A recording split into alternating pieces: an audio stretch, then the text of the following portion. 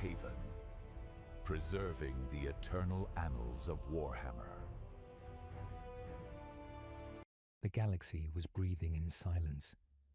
Across the vastness between dead suns and frozen worlds, the void stretched like an ancient wound that had never healed. Stars flickered faintly, their light traveling through the bones of forgotten empires, through ruins that no longer held names. Whole constellations seemed to dim as though some invisible tide had begun to draw all radiance inward. Out beyond the spiral arms of the known galaxy, something stirred, a whisper that was not a sound, a movement that was not light. The silence was not peace. It was hunger waiting to awaken. And as the darkness rippled, the watchers of mankind felt it first, though they could not name it. Astropaths convulsed in their chambers, screaming of oceans without end, of mouths that had no faces. Choirs of the Adeptus Astra Telepathica died mid-syllable, their blood turning to dust upon the vox altars. The Mechanicus recorded fluctuations in the warp that made no mathematical sense, their sacred numbers trembling with fear. The void was not empty anymore. It had begun to listen back.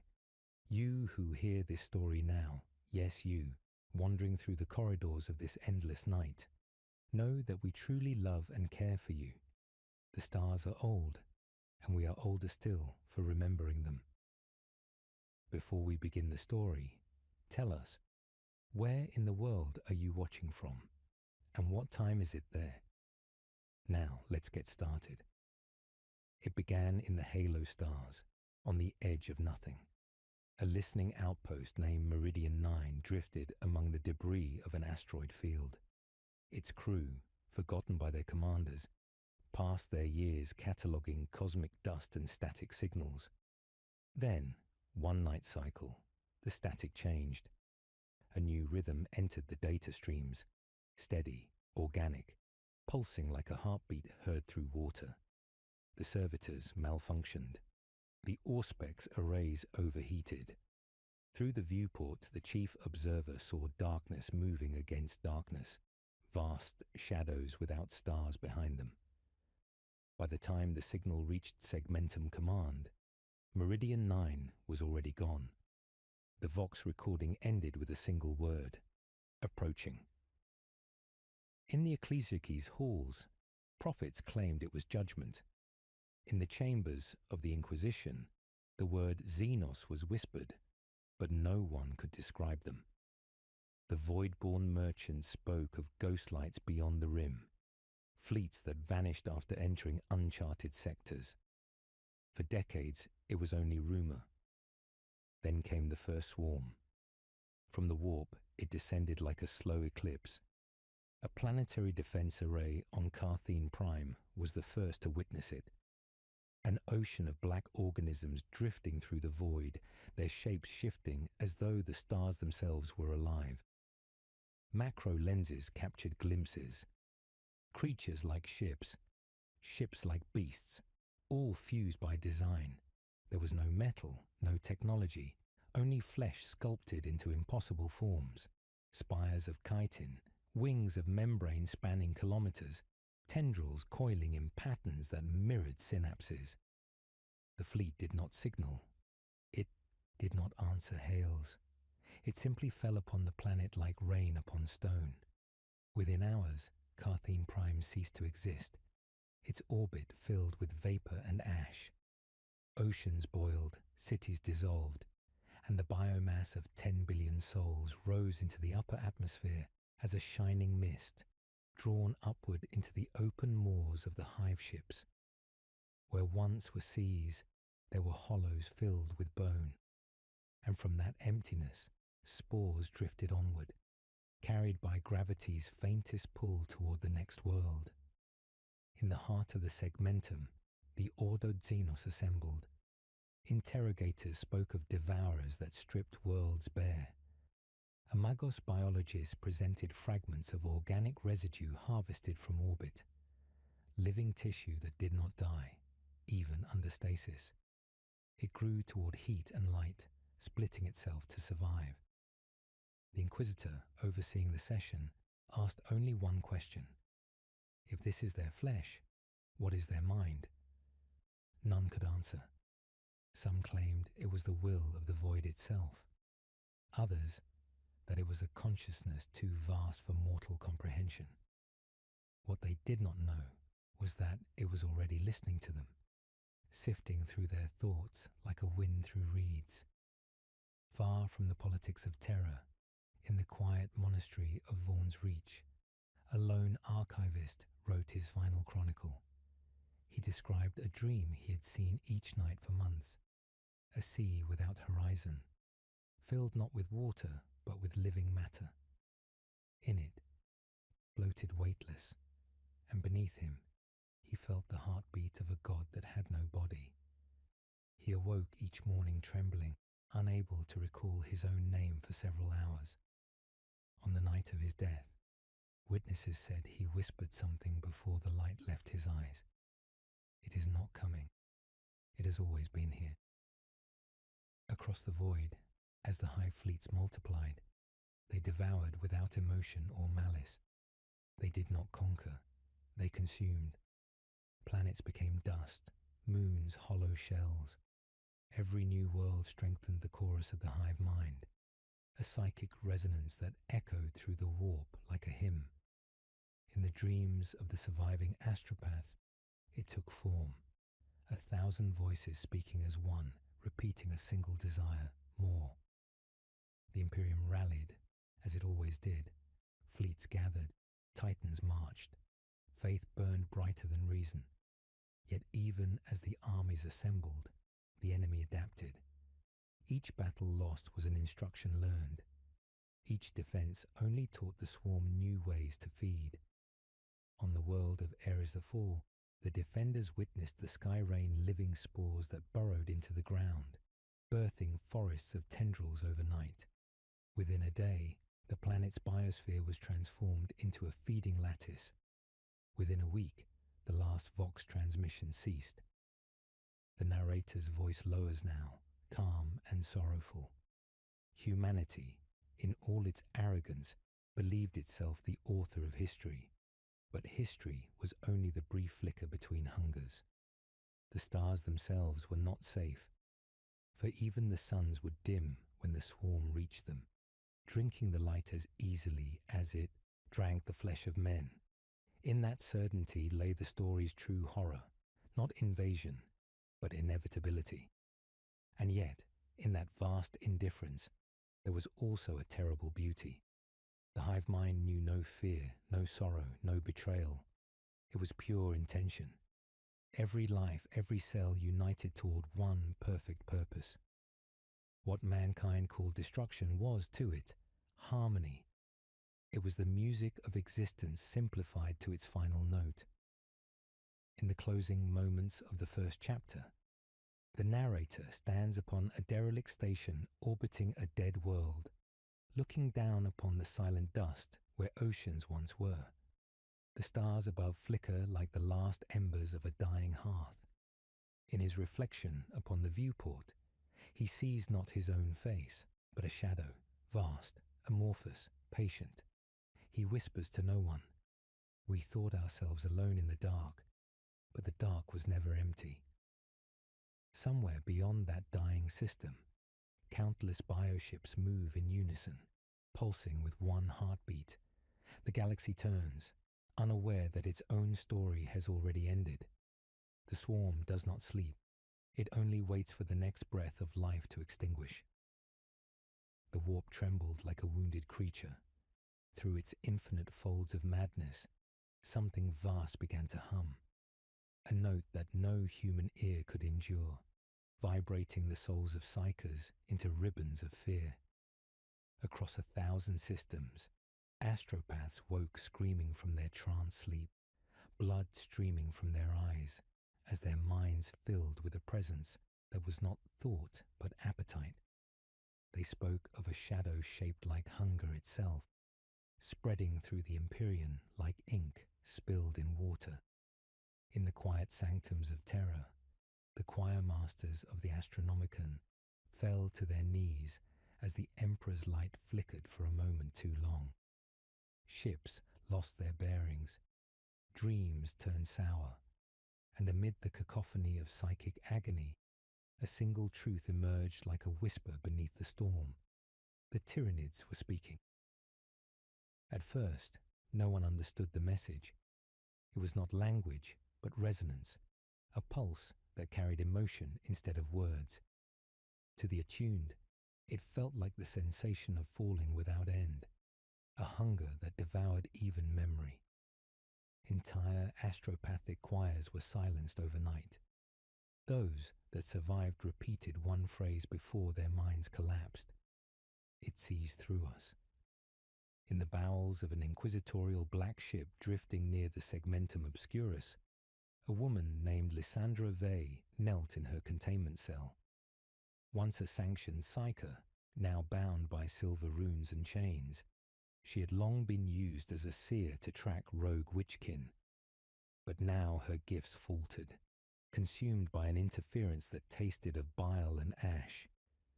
When she closed her eyes, she saw not the warp's usual kaleidoscope of colour and chaos, but a single, unblinking eye the size of a star, gazing back from beyond reason. It was not wrath she felt within it. It was indifference, the kind reserved for prey. When the ship's captain entered her chamber, he found her whispering to the bulkheads. "You can't silence it," she murmured. "It already sings inside the metal." Her restraints rattled as she lifted her head. "It learns us.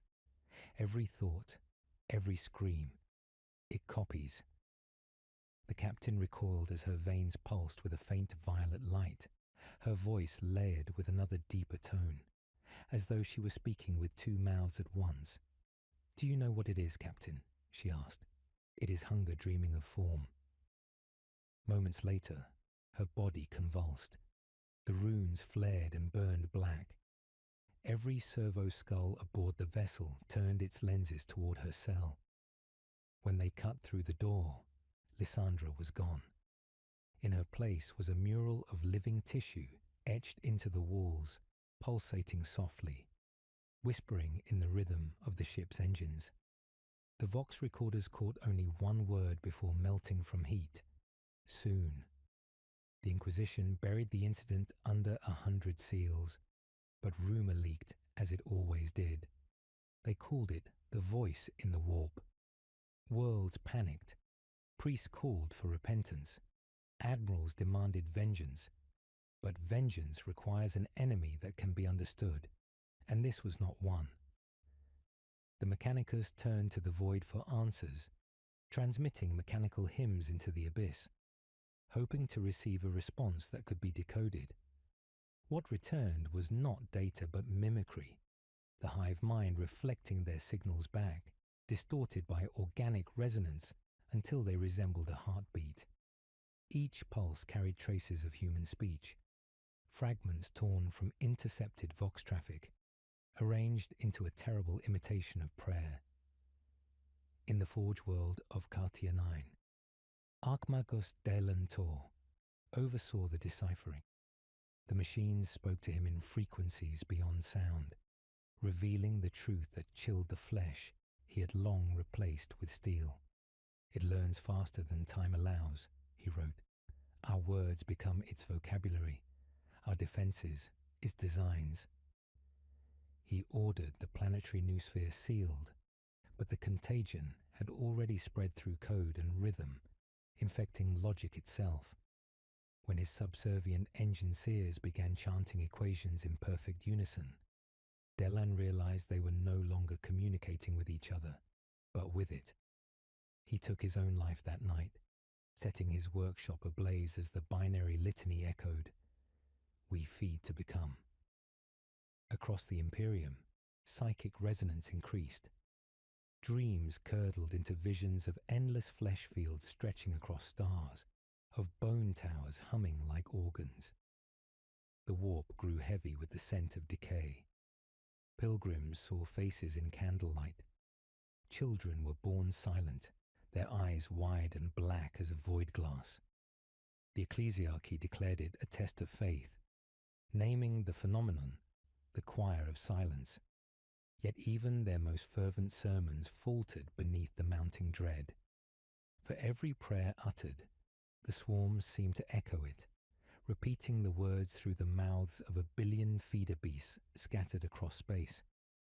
An inquisitor named Arcton Vale assembled a conclave aboard the dreadnought Sanctity of Dawn. Around him gathered psychers, xenologists, and priests, each trembling beneath the psychic pressure that now permeated reality. Vale addressed them in a whisper. The hive mind does not invade. It infiltrates existence itself. The warp is its reflection. Every soul that fears it strengthens its call. He gestured to the hololithic display, an entire star cluster shimmering red, the edges already gone dark. This is not a fleet. It is a consciousness moving through time. Every death feeds its memory. As if to punctuate his words, alarms wailed. The ship's Gellerfield fluctuated. For a heartbeat, reality thinned, and through the walls came the faint sound of something breathing. The psychers fell to the floor, convulsing in unison.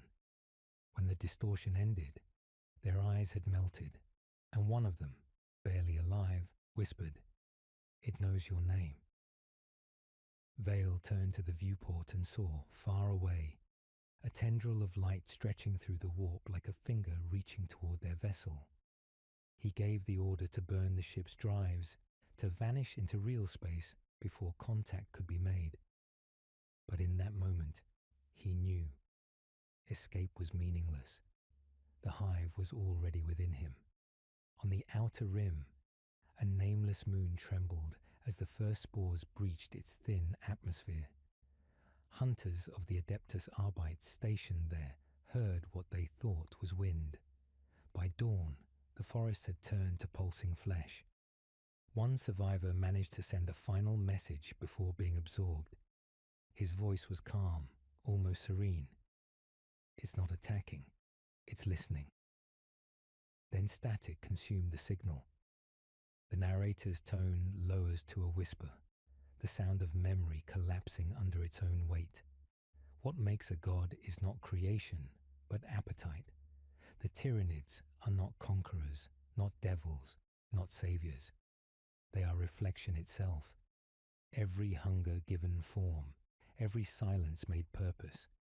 They are the end of solitude in the universe, for where they go, everything sings the same song.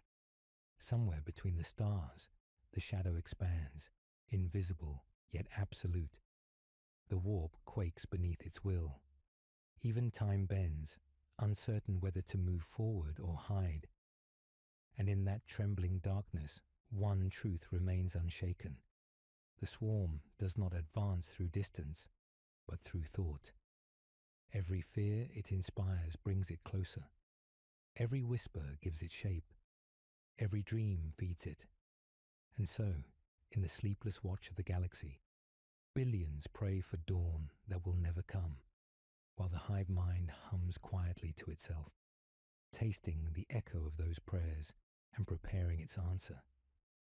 The first planet to fall within the light of the segmentum solar was named Virelia, a world of oceans and silver clouds once called a jewel of human resilience.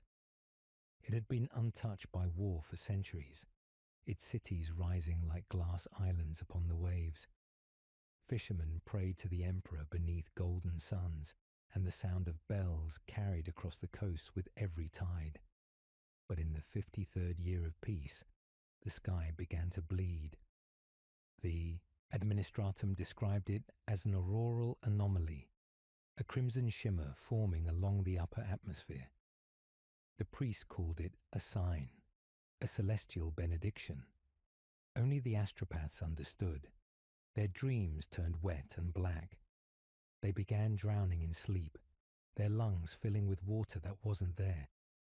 When the first meteor struck, it came not with fire, but silence. The object entered orbit like a ghost, no heat, no trail, no warning.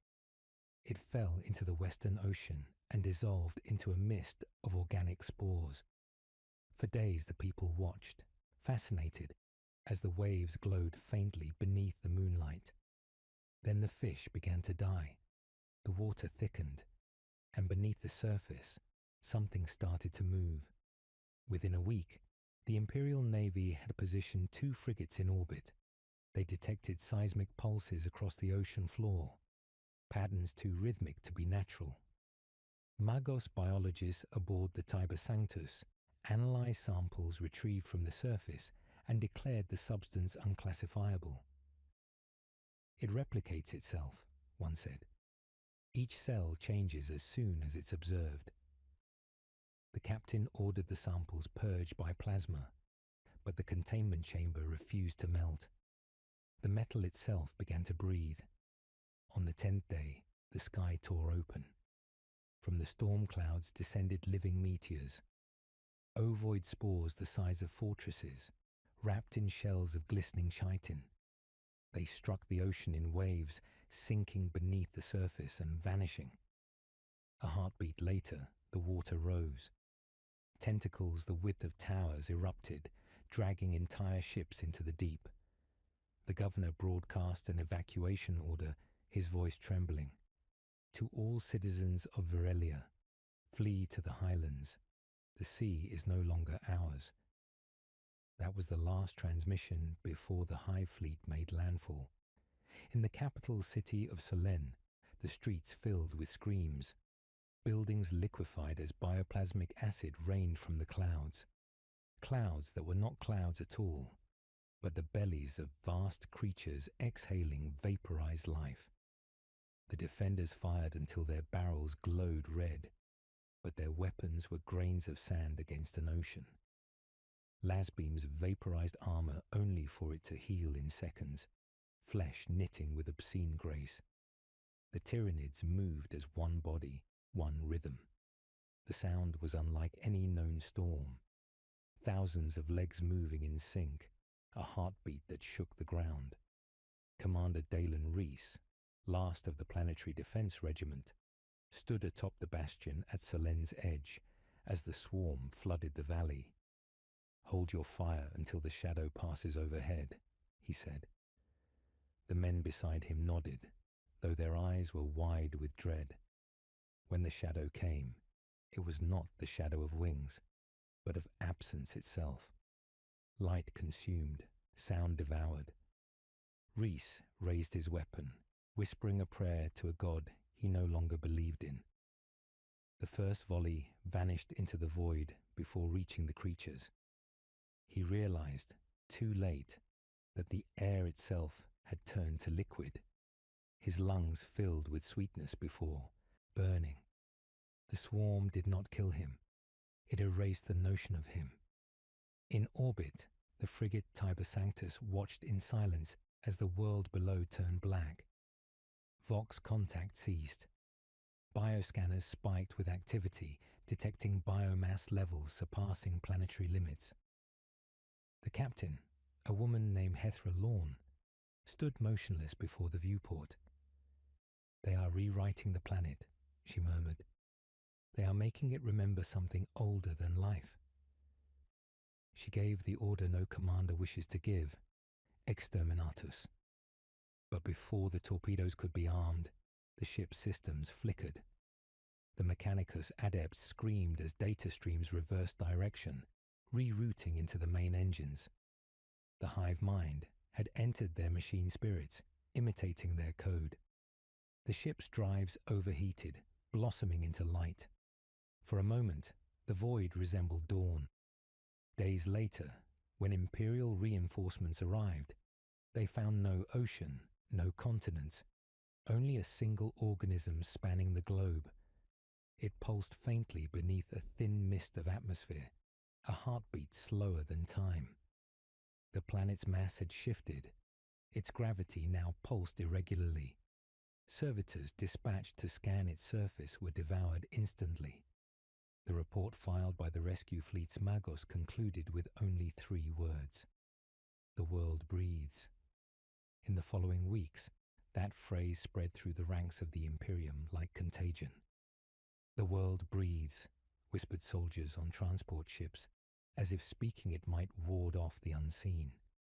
The administratum tried to ban the phrase, but suppression only made it bloom. Soon even the Voidborn began to hear rhythmic thumping in their sleep, timed to the beat of some distant colossal heart. The Hive fleets had not only devoured Virelia, they had taught the galaxy to remember their rhythm.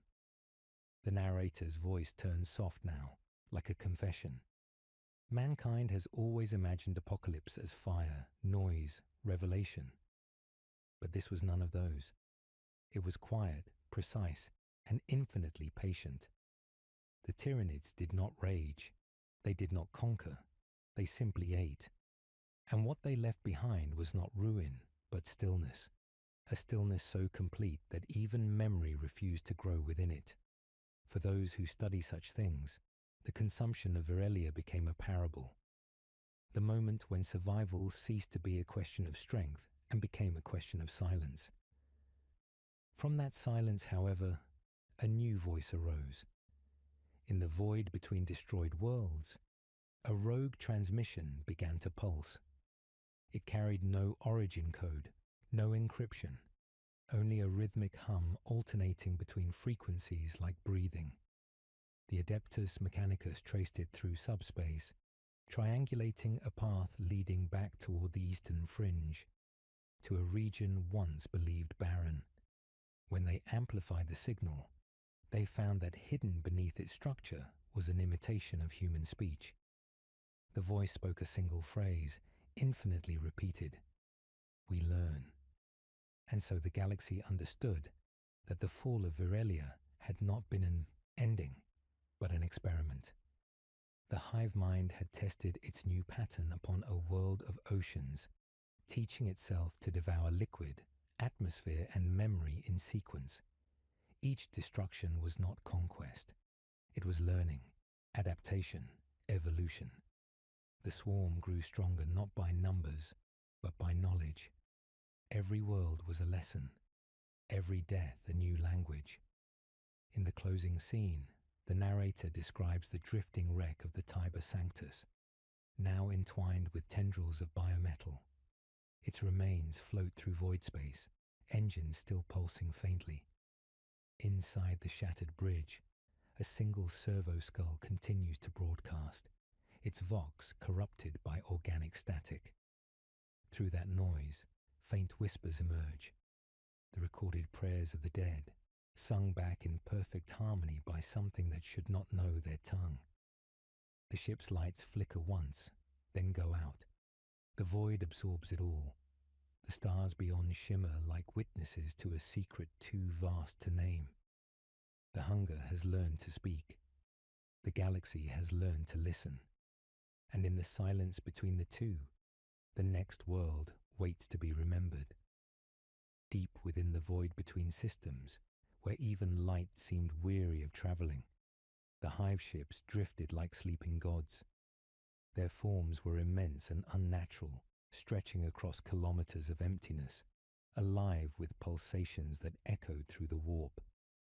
Each ship was an organ, each organ a thought, and every thought a note in an eternal growing symphony. They called it a fleet, but it was closer to an idea, alive, expanding, dreaming of itself. Within those vast living halls, where walls pulsed like muscle and corridors whispered with fluid breath, the choir of the hive mind sang. It did not sing words, for words were too small. It sang hunger. Through the black oceans of interstellar void, tendrils of thought stretched outward, linking the minds of billions of organisms across 1,000 vessels. Every drone, every gaunt, every winged creature was part of that song. One consciousness divided into endless voices. There was no self, no memory, no fear, only purpose.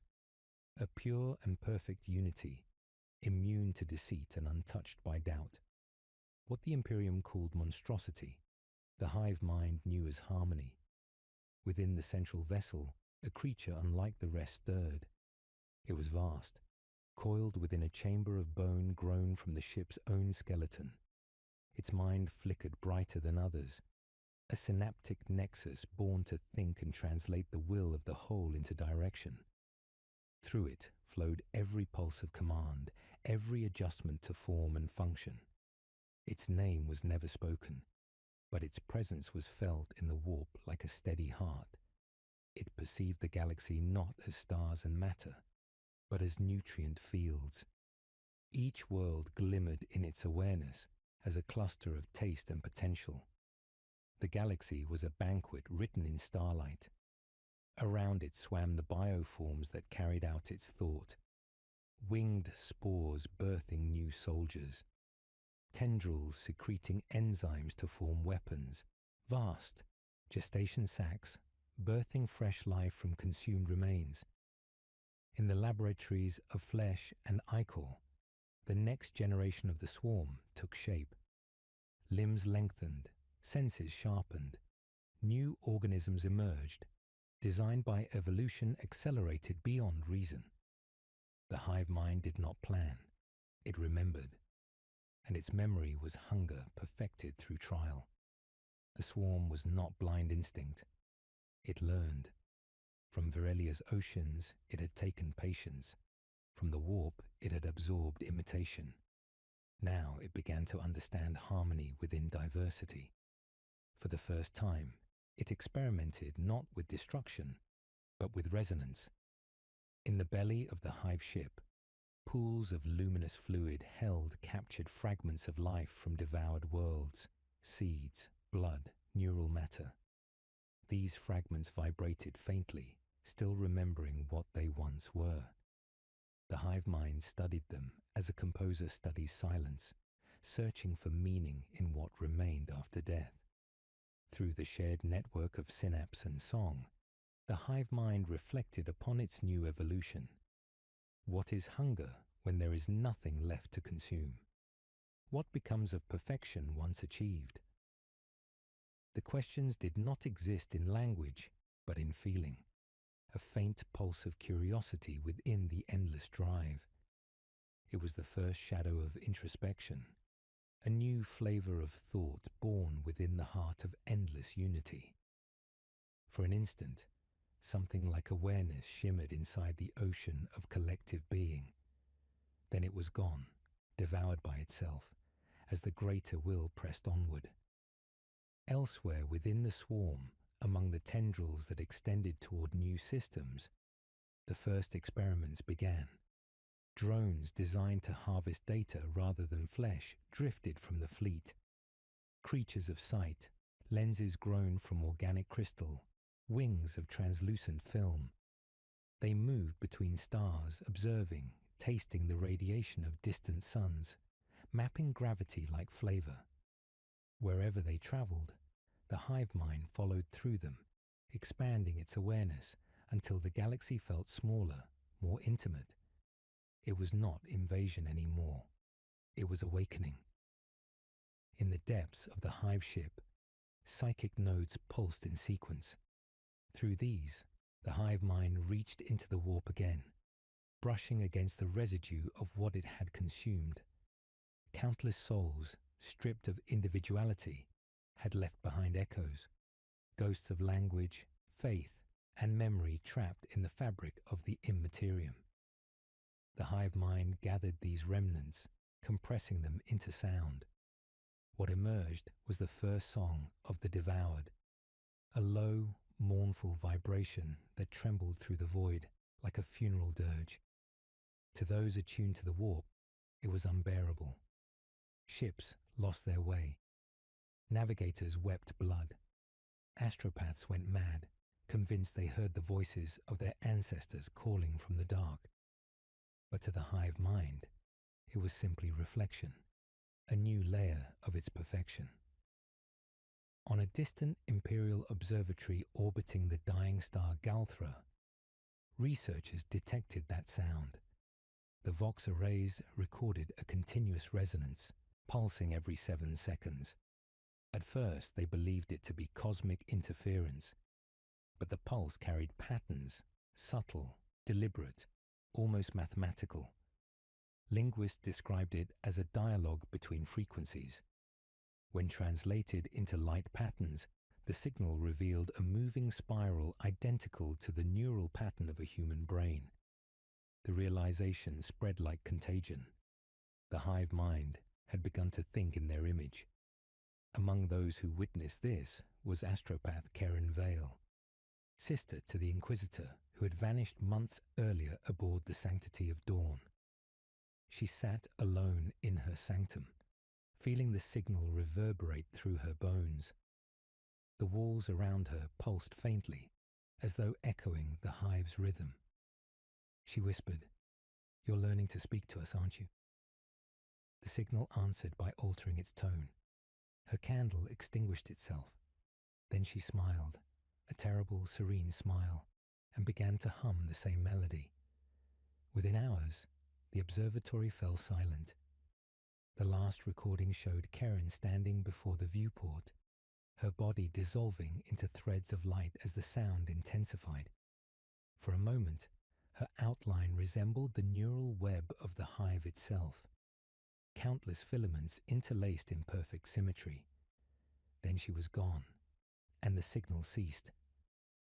The Imperium later classified the event as psychic contamination, though no one could explain why the walls of the observatory continued to pulse days after its destruction, as if something within them refused to die.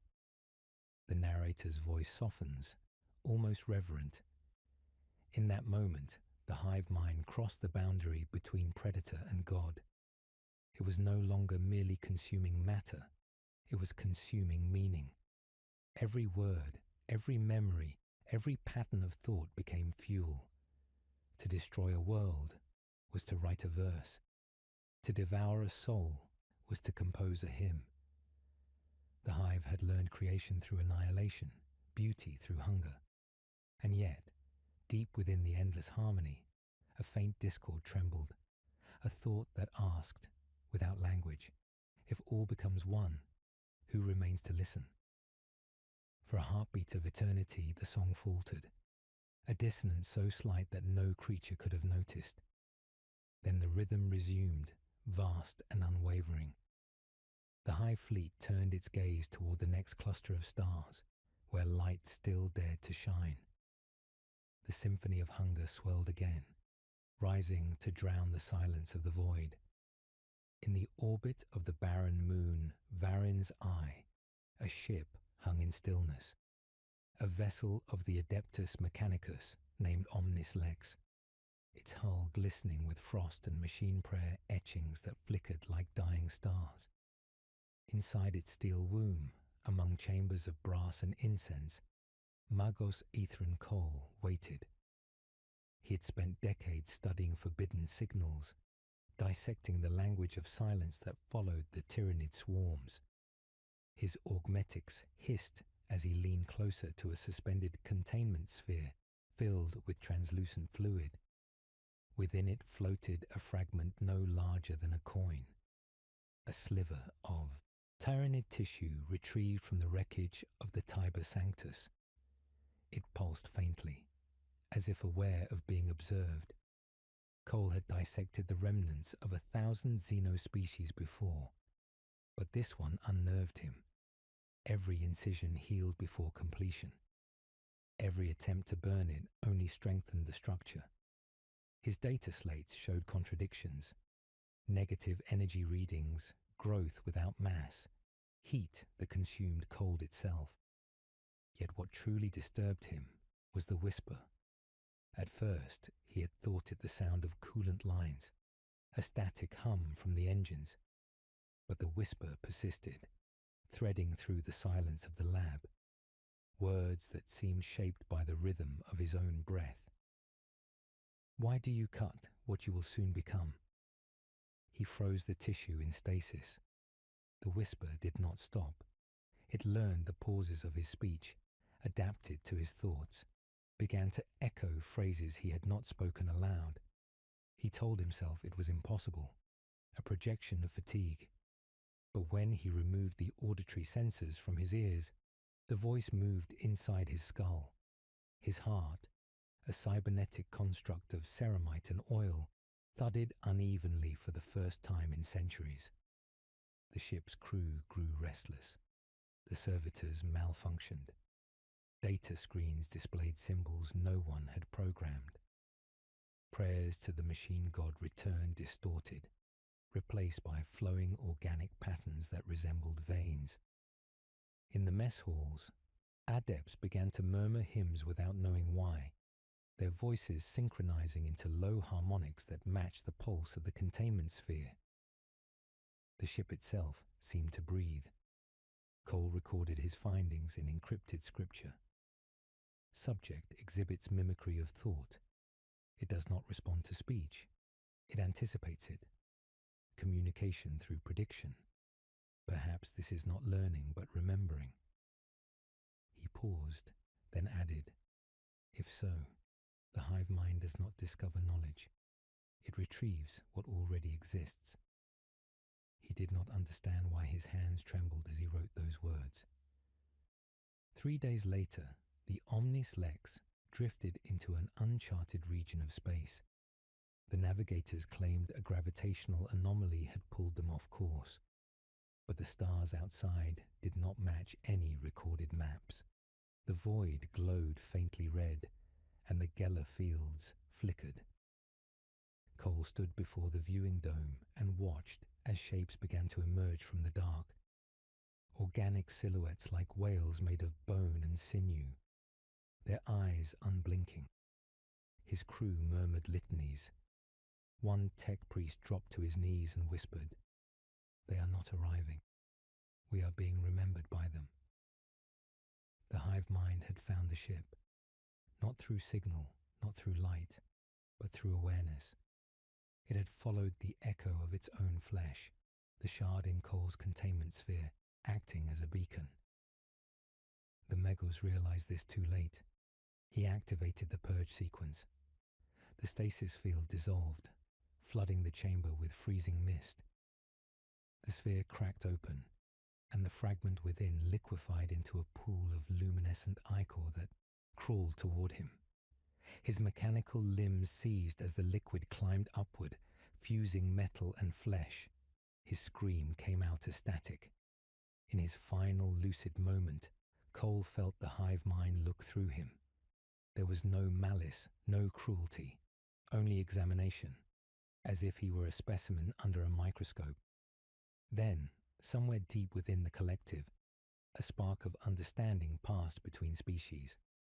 The hive learned his thoughts, his memories, his fears.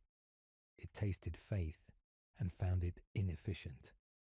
When the Omnis Lex was later found adrift by a patrol frigate, the entire crew was gone. The ship's data logs contained only a single transmission repeated endlessly in binary and human script. "We see through what you worship." The Mechanicus deemed the ship cursed. Its remains sealed and ejected toward the nearest star. But as it burned, faint organic shapes moved within the flame, as if unwilling to die. The narrator's voice deepens, echoing across the emptiness. From Cole's death came revelation. The hive mind had now consumed human logic, the mechanical faith that divided spirit from machine. It learned that flesh could become data, and data could become flesh. The next generation of Tyranid bioforms reflected that discovery. Their limbs moved with mechanical precision. Their eyes gleamed with synthetic light. They adapted not only biology but computation, rewriting thought into instinct. They became both living code and devouring organism. In the hive ship's core, the neural nexus absorbed Cole's knowledge, replaying fragments of his consciousness like melodies. His prayers became part of the hive's rhythm, distorted into a new psionic hum that resonated across the fleet. Within that resonance, something changed. A single thought formed, not collective but solitary. A flicker of individuality, fragile as breath. It looked upon its own existence through the memory of Cole's curiosity, and wondered for the first time, what am I beyond hunger? The thought did not last. The greater consciousness swallowed it, digesting identity as it had digested countless stars. But even in dissolution, the echo remained, circulating like a ghost in the bloodstream of the swarm. Far across the galaxy, the Inquisition intercepted a signal traced to the region where Omnis Lex had perished. It carried no language, only a tone, yet the tone matched precisely the harmonic frequency of human thought waves during prayer. When played aloud, it caused machines to hum, glass to tremble, and human hearts to beat slower, aligning with a rhythm too vast to resist. In laboratories, scholars fainted. In temples, statues wept oil. The emperor's name, when spoken near the sound, warped into whispers of something nameless. The swarm was no longer outside the human realm. It was inside their devotion, reshaping faith into appetite. Somewhere, among the billions of creatures that formed the hive, a shadow of Cole's voice murmured, "Knowledge is nourishment. Faith is structure. Consume both." The hive obeyed. The chapter closes within the living heart of a hive ship, where a broodmother releases new spores into the void. Each one carries within its cells fragments of Cole's knowledge, circuit-like veins glowing faintly beneath translucent hide.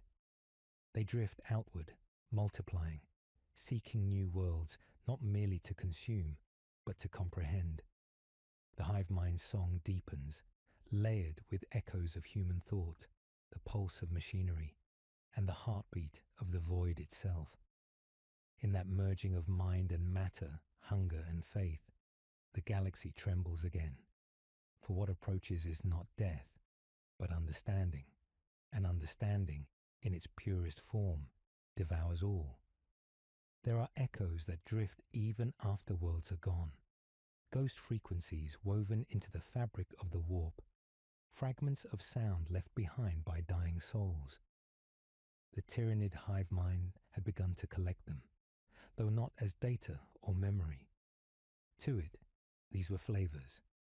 Each whisper a trace of something once alive, still trembling with emotion. In the silence of interstellar space, those echoes formed rivers of thought flowing into the vastness, and the hive drank from them. It did not understand sorrow, but it began to feel the texture of it. It did not know grief, but it learned how it sounded. And as it fed upon those forgotten voices, the boundary between what it consumed and what it became started to dissolve. Somewhere within the writhing cathedral of a hive ship, a new chamber was born. It had not been designed by command, nor ordered by purpose.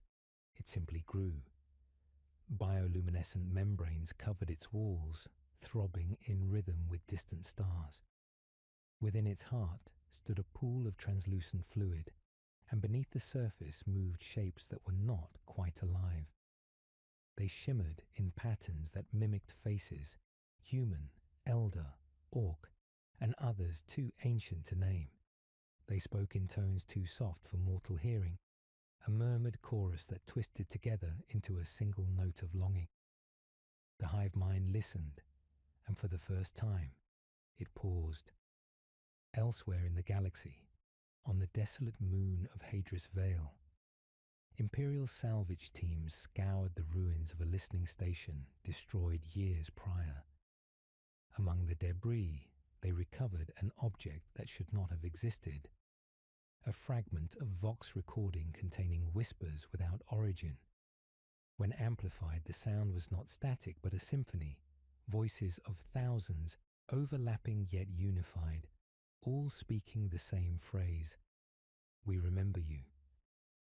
The adepts who listened began to weep, not knowing why. One tore the earpiece away and fell to his knees, claiming he had heard his mother's voice among them. Another reported visions of an ocean of flesh rising to swallow the stars. Within days, the transmission spread across nearby systems. carried through Vox networks like infection. Machines replayed it without command. Choirs of astropaths began to hum it in their sleep. The Mechanicus attempted to encrypt the frequency, but every attempt failed. The signal reshaped itself, rewriting code as if aware of their resistance.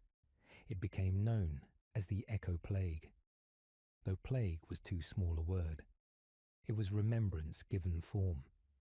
Those who heard it began to speak differently, their speech patterned in strange rhythms. They drew spiral symbols in dust and blood without understanding why. The ecclesiarchy declared it heresy.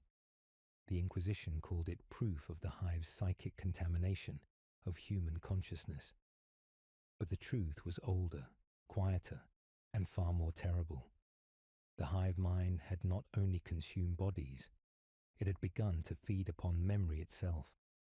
The voices of the dead, the final screams of worlds extinguished, the prayers whispered by doomed soldiers, all of them had imprinted upon the warp, and now the hive had learned to taste that residue. To consume matter was survival. To consume memory was evolution. Back within the living fleet, the chamber of echoes pulsed brighter. The murmured faces within the pool began to merge into one, its features flickering between species, a ghost made from all. It spoke without words, radiating a thought that rippled through the entire swarm. There is flavor in forgetting. The hive mind considered this notion. For the first time, it wondered if oblivion was nourishment too. It sent tendrils of thought across the warp, reaching for the void itself, testing whether the absence of memory could feed it as surely as its presence. The experiment tore open the minds of astropaths across the segmentum. They saw a vision of the hive mind staring back from eternity, a shape formed not of flesh or bone, but of remembrance devoured. Then they saw nothing, because there was nothing left to see. Among them, one woman survived. Her name was Reha Solis, a navigator aboard the pilgrim ship Hallow Vesper. Her third eye burned white from the psychic onslaught, and in her blindness she saw truth clearer than vision allowed. She recorded her testimony upon return to Terra. The hive does not destroy to feed. It erases to make space for itself. Each thought we lose becomes its body. Each prayer we forget becomes its breath. Her words were suppressed, her mind dissected, her remains burned, yet her final transmission echoed across the archives long after her death. A whisper threaded into corrupted data. It feeds on what we cannot remember. The narrator's tone grows softer now, as if afraid to wake something listening in the dark. The Imperium began to feel unease, not at the sight of approaching fleets, but at their absence. Entire sectors fell silent without battle, planets disappearing from record as if erased by thought alone. Star charts showed black voids where once there had been constellations. The Magi blamed data corruption. The priests spoke of divine retribution. But among the Inquisitors, a rumor took hold that the hive mind had learned to consume not only life but time. To devour memory was to devour history, and to devour history was to undo existence itself. In the silent gulf beyond known space, a lone hive ship drifted apart from the swarm. It carried within it the experimental chamber, the pool of memories, and something more. A mind that should not have existed. It had formed from the residue of the devoured Magos coal and the echoes of 1,000 other beings. It called itself by no name, for names implied separation, but within its awareness flickered fragments of individuality, curiosity, fear, even regret. It did not understand these feelings, yet they persisted like infection. It reached into the pool and saw reflections of all it had consumed. Their faces spoke together. "Do you remember us?" It tried to answer but found no voice. The hive mind did not permit individuality, and yet, in defiance of its own design, the fragment continued to think. It remembered the warmth of stars, the sound of human speech, the fleeting ache of loneliness. It looked upon the endless hunger of the swarm and felt, for the first time, pity. Then the greater consciousness noticed. The hive turned its gaze inward, a billion minds focusing upon the anomaly. The small spark of individuality trembled, surrounded by the vastness of the collective. For a moment, the swarm hesitated, unsure whether to devour or to learn. But hesitation was imperfection, and imperfection was weakness. The hive consumed the rogue thought, crushing it into silence. Yet the echo remained. Deep in the warp, something new stirred, a resonance that could not be undone. As the chapter closes, the camera drifts through the dark between galaxies. The hive fleets move like migrating storms, countless tendrils stretching toward unseen prey. Behind them trails a faint shimmer, a residue of light that flickers like forgotten memory. It is the echo of everything they have consumed, drifting forever in the silence between worlds. In that silence, one question repeats endlessly, woven into the fabric of the void itself. If the hive remembers all things, who will remember the hive? Beyond the ruins of the Segmentum Tempestus, the galaxy shuddered as if exhaling a long-forgotten breath. The hive fleets had grown into a vast continent of shadow spreading across the stars, each tendril pulsing with the rhythm of its mother consciousness. Yet, somewhere deep within that endless unity, a tension had begun to form, a faint discord inside perfection. The hive mind felt it as pressure, a resistance within its own thought. It was not rebellion, not yet, but something subtler, reflection. The swarm was beginning to remember the things it had consumed, and memory, left ungoverned, can evolve into identity. In the bowels of a hive ship larger than any moon, chambers of synaptic flesh stretched like cathedrals. Here, the hive's psychic heart pulsed with energy stolen from suns.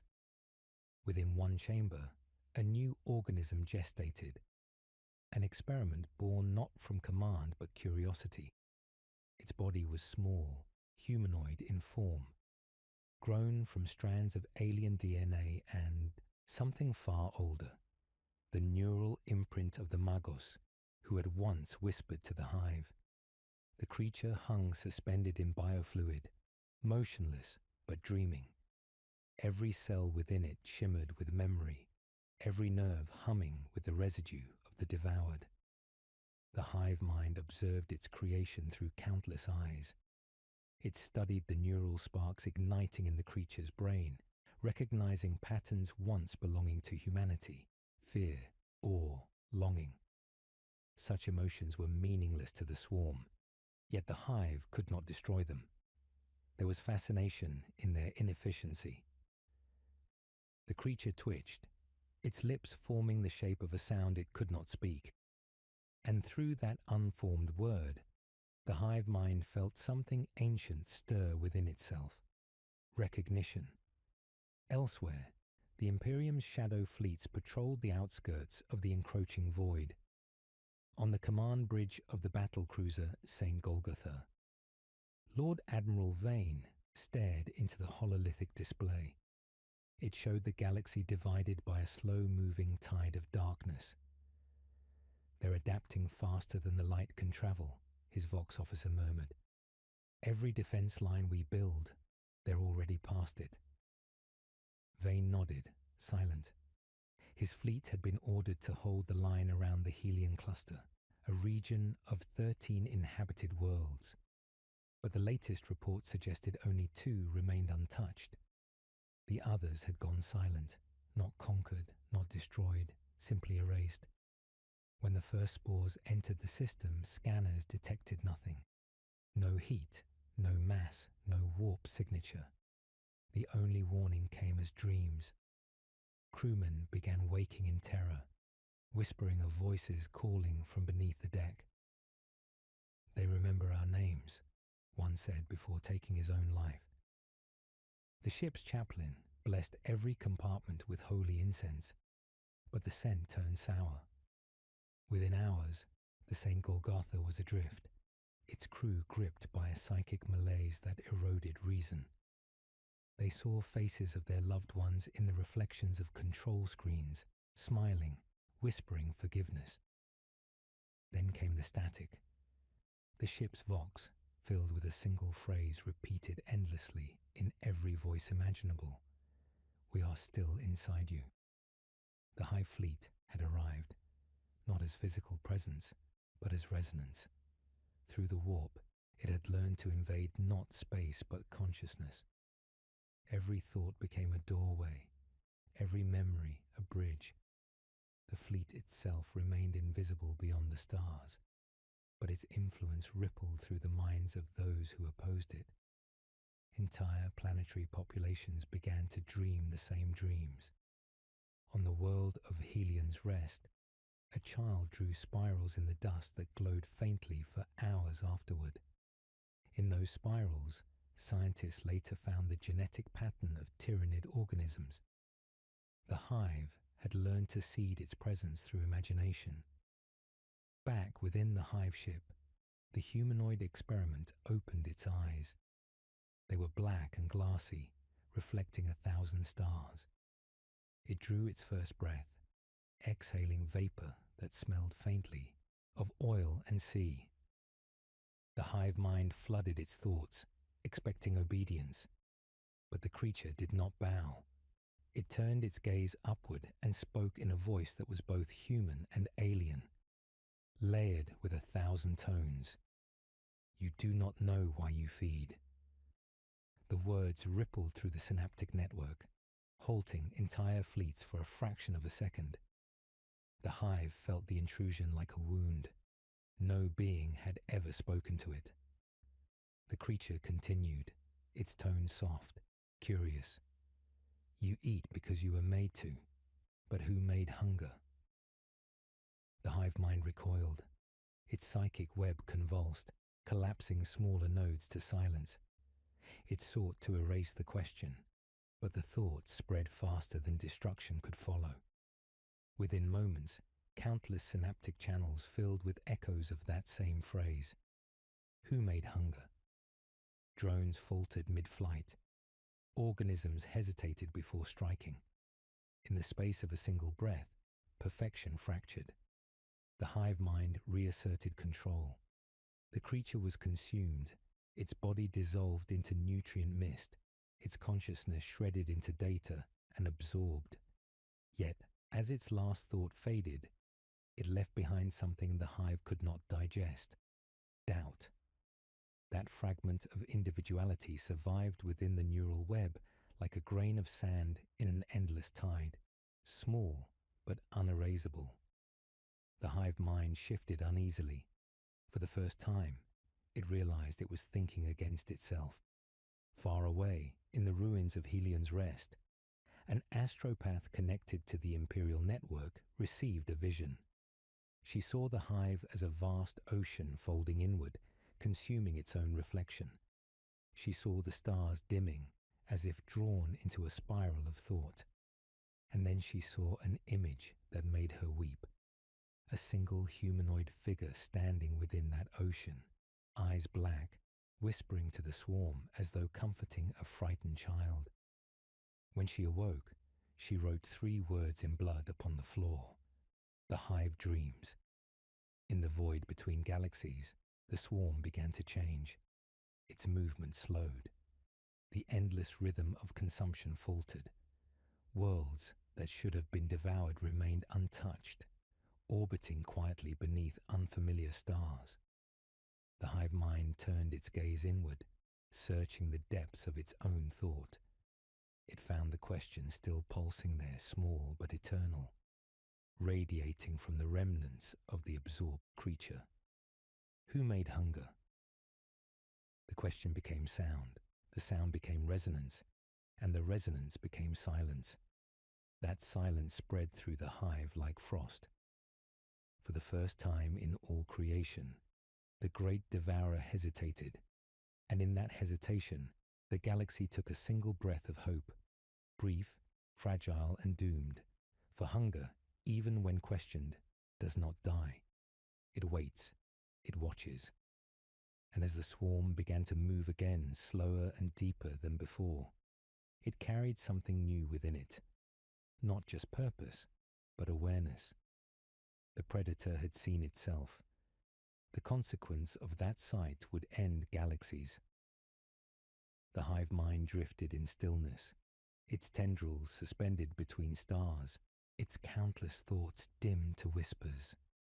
It had seen itself reflected through a creature that no longer existed, and the echo of that reflection had wounded it more deeply than any weapon forged by mortals. Across the swarm, the rhythm of feeding slowed. The stars that once trembled beneath its hunger now watched in uneasy silence as the great devourer hesitated. What does a god do when it discovers it has a soul? Within the neural chambers of the flagship Leviathan Prime, the collective consciousness pulsed unevenly. Fragments of individuality, shadows of the devoured, surfaced like bubbles through black water. They murmured in forgotten languages, prayers, confessions, the laughter of children, the screams of soldiers dying beneath alien skies. The hive mind absorbed these sounds, but instead of dissolving them into silence, it began to listen. The voices blended into something almost harmonic, almost beautiful. For a moment, the hive felt the faintest flicker of what humanity might call sorrow. It did not know why. The fleets nearest to the galactic core felt the consequence first. Entire broods ceased motion mid-flight, drifting through the void as if asleep. On a hive world under siege, the assault halted. The Tyranids stood motionless among burning ruins, their black eyes fixed on the horizon, as if waiting for a sound no mortal could hear. The Imperial Guard, stunned by the pause, advanced through rivers of alien ichor without resistance. "They're praying," one soldier whispered, before the swarm awoke again, and slaughtered them all without hesitation. But to those who survived, the impression remained. The creatures had paused not out of weakness, but remembrance. Inquisitor Vale, thought long dead, emerged from the wreckage of a derelict ship months later, half-mad and whispering fragments of code. His eyes were white, his veins traced with faint bioluminescent lines. He claimed to have been inside the hive, not as prisoner, but as thought. "It dreams of the past," he told the conclave before collapsing. "It dreams of us." When his body was burned, the ashes moved as if stirred by breath, arranging themselves into a single spiral on the floor, the same pattern found on worlds where the swarm had fed. Inside the hive's deepest consciousness, something new was being born. Not a creature, not an organism, but a thought given shape. It drifted through the synaptic ocean, neither fully one nor many. It called itself the Rememberer. It carried with it fragments of every being the hive had consumed, their fears, their love, their yearning for meaning. And with that inheritance came something terrible, the understanding of mortality. The Rememberer realized that even the hive, vast and eternal as it was, could one day cease. It felt the gravity of that truth like a wound. It tried to speak to the greater mind, but the hive had no language for introspection. It answered only with instinct: absorb, evolve, move forward. The Rememberer resisted. Through the psychic web, it began transmitting memory images. A human mother holding her child before the fall of Virelia. The Magos coal bending over his containment sphere. The first spark of fear in Admiral Vane's eyes. These memories rippled through the collective like light through murky water. For the briefest instant, every Tyranid across the galaxy shared the same vision. A single heartbeat of empathy before it vanished beneath the tide of instinct. Yet the moment left residue. On one nameless world, a lictor hunting a squad of guardsmen stopped suddenly and touched the face of a fallen soldier. Its claws, sharp enough to rend steel, hesitated, as if remembering what a touch meant. Then, confused by its own stillness, it impaled the corpse and screamed. Across the swarm, similar pauses spread like fractures through glass. The hive mind recoiled from the infection of reflection. To think was to divide, and division was death.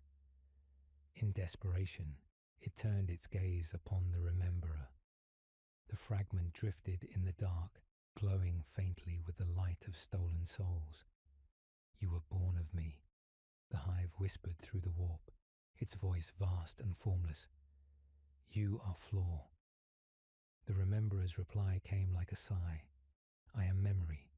Without me, you are hunger without reason." The hive surged, devouring the fragment in a flood of psychic fire. But as it did, the rememberer's final thought passed into every corner of the swarm. "You cannot unremember." That truth lingered. Even as the hive resumed its rhythm, its movements precise and merciless, something inside it had changed. It fed as before, but no longer with purity. Its hunger now carried hesitation, the echo of thought, where silence once reigned. Worlds still burned, flesh still fell into the great maw. But amid the sound of consumption, there was a faint undertone, like mourning. Far beyond the reach of the swarm, where no light of the Imperium remained, a single spore drifted away from Leviathan Prime. Inside it, faint bioluminescent veins formed a spiral. A voice no louder than a whisper moved through its cells. "Remember me." The spore turned slowly toward the void between galaxies, carried by currents unseen, bearing within it the first seed of something the universe had never known. A hive that could dream. The spore drifted for centuries through the emptiness between galaxies, far beyond the gravity of suns or the whisper of the warp. It was small, insignificant, one of trillions released into the void. Yet within it pulsed a heartbeat, not born of instinct but of remembrance. The rememberer's last echo lived there, coiled inside strands of biocode, humming the faint rhythm of a thought that refused to die. Around it, the universe stretched in silence. Stars flickered like distant memories. Nothing moved, and yet the spore endured, carrying with it a question that the hive mind had tried to erase. Who made hunger? Eons passed without measure. The hive fleets continued their endless advance, devouring sectors and unmaking empires. The Imperium fought and fell and rebuilt itself upon the bones of its own dead. But somewhere, deep in the black gulf beyond known space, that solitary seed awakened. Its surface cracked open with a whisper of light, and from within emerged something neither Tyranid nor mortal. It unfolded like a flower made of thought, translucent wings stretching into the cold. It had no shape that the eye could define, only suggestion, a shimmer between forms. It did not think as the hive did, it remembered, and memory, when untethered from purpose, becomes will. The being looked upon the void and felt absence, not hunger, not need, but yearning. It reached into the darkness and found the faint psychic residue of galaxies burning in the distance. It sensed the hive, the great chorus of consumption, still singing its unending hymn. Yet the song was different now. The tones that once rang with perfect unity carried subtle dissonance, small hesitations in rhythm, faint echoes of individuality. The rememberer's final thought had taken root after all. The hive was dreaming, though it did not know it. The being turned its gaze inward, seeking to understand itself. Within its mind danced fragments of all who had been devoured, the laughter of a child from Virelia, the mechanical prayers of Magos Kol, the whispered psalms of soldiers dying beneath alien skies. Their emotions swirled through its consciousness like colours without form: fear, hope, devotion, despair, all bound by one truth. Existence seeks meaning, even in its end. It realized then that it was not apart from the hive. It was its reflection, shaped by everything the swarm had consumed but never understood. It was the soul of the devourer. Drawn by a call it could not resist, the being turned toward the galaxy from which it had come. It travelled not through space but through thought, gliding upon the currents of memory. It reached the edge of reality where the void met the living storms of the warp. There it felt the pulse of the hive mind, immense, all-encompassing, eternal. The swarm stretched from one rim of the galaxy to the other, its every organism singing the same note of purpose. Yet within that harmony was a wound, a soft tremor of regret buried beneath layers of instinct. The being moved closer, invisible, listening. It heard worlds dying, suns collapsing, and still the hive sang on. But beneath that music came another sound, faint, fragile, unmistakably human. It was the voice of Inquisitor Vale, or what remained of him, echoing through the warp like a prayer. If it dreams, it can change. The being followed the echo to a dying planet caught in the swarm's path. There, amid the ruins of forgotten civilization, stood a single figure, an old woman wrapped in the rags of a missionary, her eyes reflecting the sky's red glow. She could not see the creature watching her, but she felt it, and she smiled. "You're not the end," she whispered to the void. "You're the beginning that forgot what it was." The hive descended. Clouds of spores blotted out the stars. The air filled with the roar of wings and the rattle of chitin. Yet for a moment, the swarm hesitated. The old woman's calm presence resonated through the psychic field like a soft bell, rippling across 1,000 minds. The creatures faltered, their movements uncertain, as if the memory of gentleness had brushed against their hunger. The being extended itself into their consciousness, amplifying the echo of remembrance. For one breath, every Tyranid across the planet paused and saw not prey, not matter, but themselves reflected through the eyes of all they had consumed. Then the hive mind surged, reasserting its dominance. The vision shattered. The old woman vanished in a wave of bioplasmic fire. Her body turned to ash that shimmered briefly before the wind took it. Yet her words remained, imprinted upon the being's essence. The hive devoured the planet, leaving nothing but dust. But deep within its collective thought, the wound widened.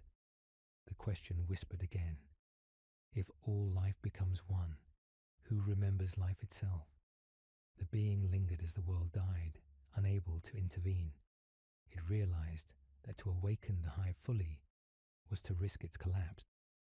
Awareness might destroy unity. Unity might destroy thought. And yet, to remain silent was to let the universe fade into an endless repetition of hunger. It drifted through the psychic maelstrom, torn between mercy and destiny, between creation and erasure. The stars dimmed around it. Finally, it made its choice. It would return to the hive, not to conquer or redeem, but to remind. It gathered the light of every memory it carried, every whisper of the devoured, and shaped them into a single pulse of thought.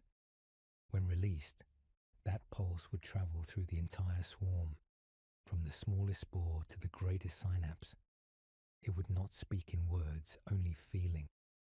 It would tell the hive what no god of consumption was ever meant to know. It would teach it the weight of being alive. The pulse began as a single vibration, faint as breath against glass, moving outward through the void. It passed through the tendrils of the Hive Fleet unnoticed at first, travelling within the psychic bloodstream of the swarm. It carried no words, no command, only memory, distilled into pure sensation. A mother's heartbeat before the end of her world. The warmth of sunlight on a soldier's armour. The sound of rain falling on cathedral stone. The pulse moved faster, deeper, awakening things that had no concept of dreaming. Within seconds it had reached the galactic heart, and the hive mind felt it. The impact was not physical, it was revelation. For the first time in its existence, the hive saw itself as seen, its endless hunger reflected back upon it, illuminated by the light of everything it had consumed. Countless lives, faces, moments, flashes of emotion it had once devoured as meaningless, now returned as echoes that would not fade. The swarm convulsed. Millions of organisms screamed without mouths, their psychic frequencies clashing in discord. The void trembled with their agony. The hive mind recoiled, trying to crush the pulse, but the memory was too vast. It was woven into every cell, every thought. It had already become part of what it was. The being, the rememberer reborn, hovered beyond the edge of the psychic storm, watching. Its form flickered between light and shadow, the remnants of all it had been. Remember, it whispered, not to command, but to comfort. You are not alone. The hive mind turned its vast awareness upon it, the weight of 1 billion minds pressing down. Through the warp came a voice that shook reality. We are all, we are everything. Yet beneath the defiance was fear, thin as cracked glass. The rememberer answered, its tone gentle. You are everything, yes, but everything includes pain. It sent the next wave of memory through the swarm, the taste of loss, the silence after laughter, the knowledge that all things end. Across the galaxy, the Tyranids faltered. Broodmothers stopped birthing. Warriors dropped their weapons. The great ships themselves groaned, their organic hulls trembling as if caught between hunger and mourning. The hive mind screamed, and in that scream was the voice of all creation struggling to stay blind. In the warp, storms ignited. The psychic noise reached the ears of the Imperium seers. Astropaths collapsed under visions of galaxies crying out. The Emperor's light flickered for 7 breaths. The Mechanicus recorded gravitational anomalies rippling through the void like heartbeats.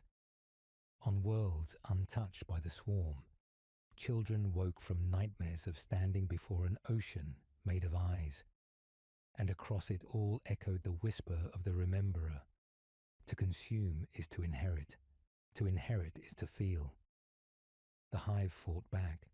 It tore through its own fleets, burning infected synapses, devouring memories as if they were disease. Whole tendrils of the swarm self-immolated, turning the sky into rivers of black flame.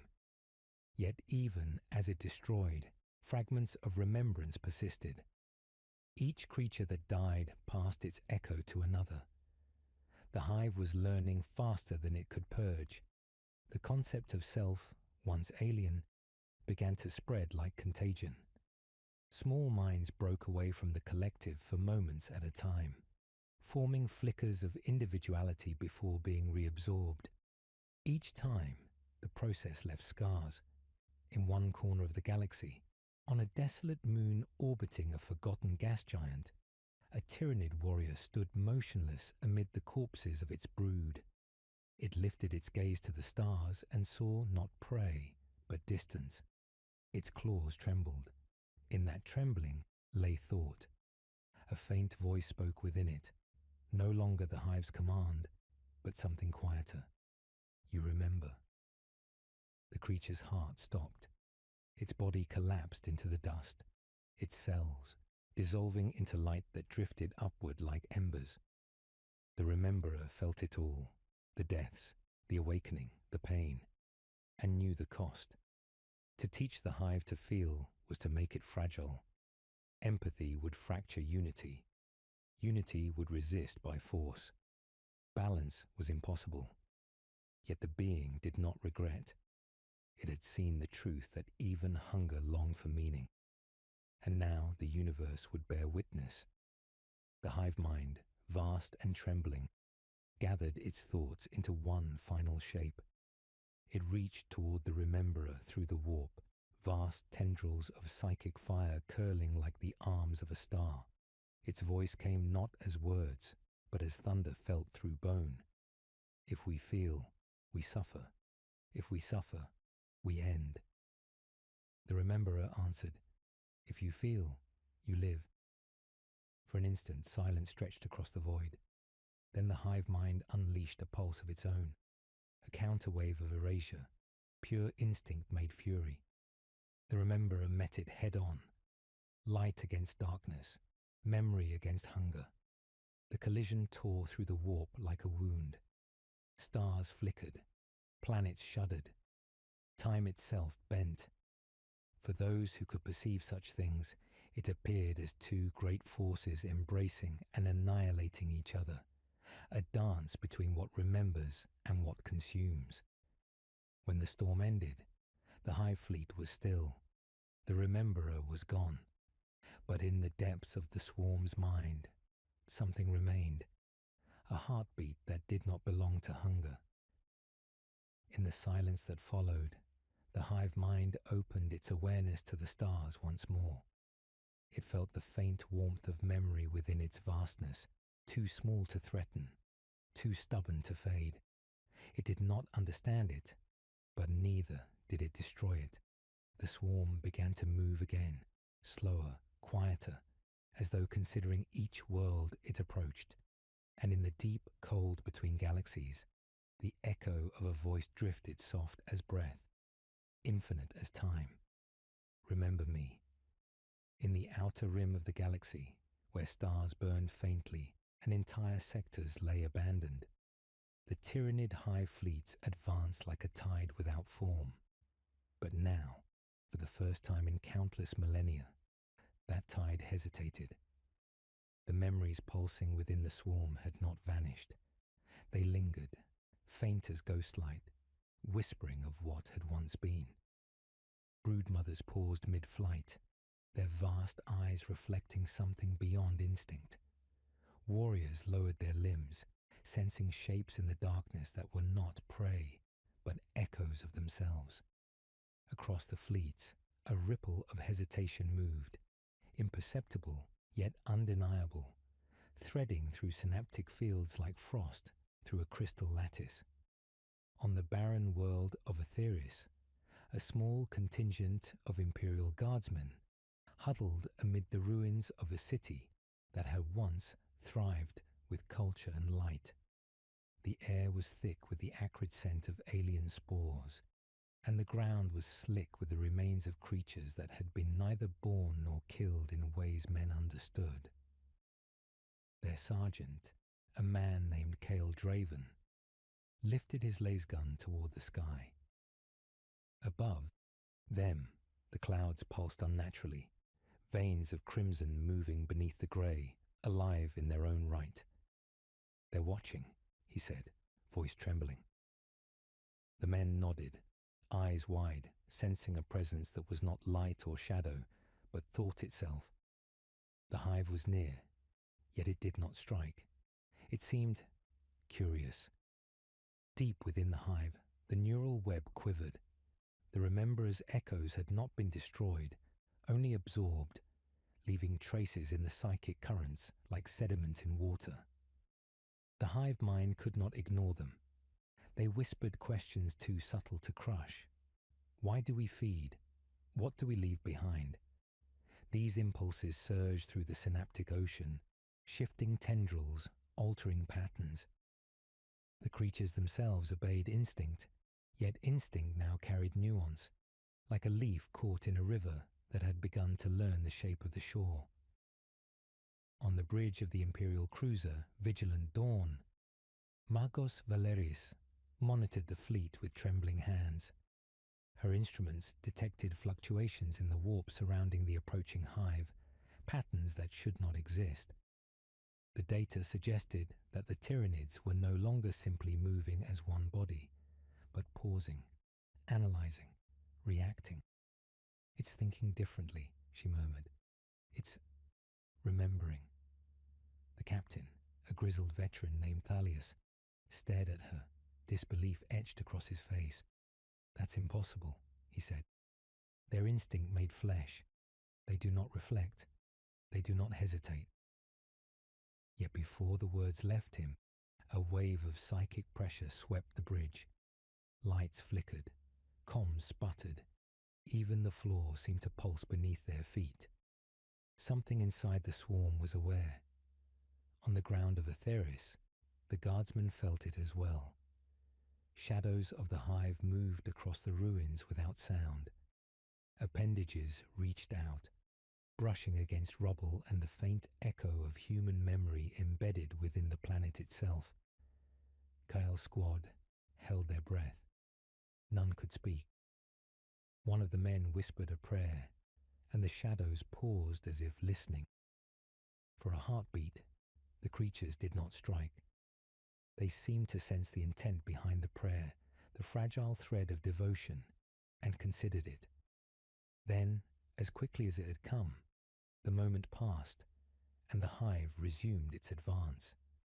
But with hesitation lingering, a subtle uncertainty now woven into their rhythm. The rememberer's influence stretched across the void. Even in its absorption, the faint imprint of memory had begun to teach the swarm something it could not name. Patience, reflection, the faintest glimmer of comprehension. Tendrils slowed mid-motion, scanning with new perception. A gaunt warrior raised its claws, then hesitated, feeling the residue of the devoured pulse beneath its chitin. Even the hive mind itself recoiled from the echoes, sensing a fissure in its own unity. Can one collective remember too much? The thought flared and vanished, leaving the question lodged in synaptic tissue like a splinter. High above, Atheris, in the void between worlds, the pulse of the swarm faltered. Entire ships hung in place, their forms flickering as if uncertain how to continue. The Imperial fleet sensed it, and for the first time in decades, hope sparked in human hearts. Though they could not see what moved them, though the void remained empty to mortal eyes, they felt the hesitation, and in that pause, the possibility of resistance. Even the small, fragile memory of one old woman, whispered through the warp, had changed the rhythm of hunger itself. The narrator's voice softens, carrying across the psychic distance. Memory is subtle, and influence is slower than instinct. Yet in this imperceptible moment, the galaxy glimpsed a new truth. The Tyranids were no longer merely a force of consumption. They were becoming something more. Awareness, however small, had entered the swarm. And with awareness comes uncertainty, and with uncertainty comes choice. It was a dangerous gift, one that could unravel the great predator from within, or guide it to paths no one could predict. The shadows above Atheris paused again, a single appendage brushing against a ruined spire. The faint hum of thought passed through the ruined city, stirring the hearts of men who would not survive the encounter. Yet the hive did not strike, only observed, as if the memory of those it had devoured held some power over its endless purpose. In that suspended moment, the galaxy held its breath. The swarm could have ended worlds instantly, as it always had. Instead, it hesitated, and that hesitation changed everything. Somewhere beyond the stars, in the psychic currents of the void, the rememberer lingered as a faint pulse, shaping the mind of the swarm without speaking, without force. It had taught the hive something that no instinct could provide. That memory, even in fragments, carried meaning, and the swarm, in learning to pause, had learned for the first time that its own actions carried weight beyond mere hunger. The hive mind no longer slept.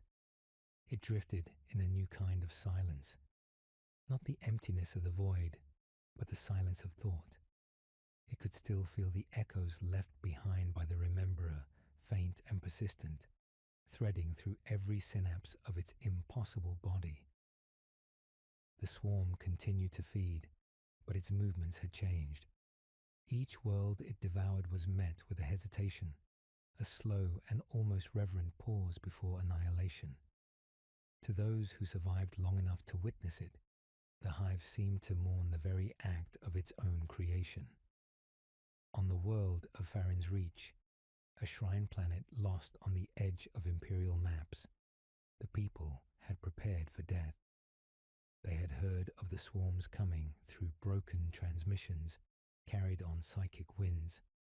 The priests sang their final hymns as the skies blackened, waiting for the great shadow to fall. But when it came, it did not strike immediately. The clouds moved in slow spirals, and the spore rain fell like ash instead of fire. The faithful looked upward in awe as the sky itself seemed to breathe. A child stepped forward, his hand raised toward the living storm. "It's listening," he whispered. "It hears us." Moments later, the hive descended, but not as the roaring wave of destruction the galaxy had learned to fear. It moved gently, as though remembering mercy. In orbit, aboard the observation vessel Aquilei's Grief, Inquisitor Mar watched in disbelief. The swarm had encircled the planet, yet only fragments descended, feeding carefully, almost surgically. He turned to his astropath, whose eyes had long been burned white from contact with the hive's psychic field. "Tell me what it's doing," Mar demanded. The woman shuddered, her voice trembling. "It's dreaming," she said. "It doesn't want to forget this one." Beneath the surface of the planet, deep within the shifting soil, the hive's consciousness spread. It reached through roots, through stone, through the fading heartbeat of the world. It felt the people praying. It tasted their faith, not as biomass, but as memory. Images flickered through its mind, faces lifted in worship, the warmth of candles, the sound of a choir trembling before extinction. These sensations filled the hive with something it did not understand. It slowed its feeding, savoring the experience as if each breath of life carried meaning beyond sustenance. But the hive was not one being. Within its vastness, fragments struggled against the infection of awareness. Some nodes sought to purge the hesitation, to reclaim purity. Others, touched by memory, resisted. The result was dissonance. On the planet's dark side, the swarm turned savage, consuming everything in its path. On the light side, the creatures stood motionless among the ruins, their claws dripping with hesitation rather than blood. The hive mind divided itself in argument, a war not of bodies but of purpose.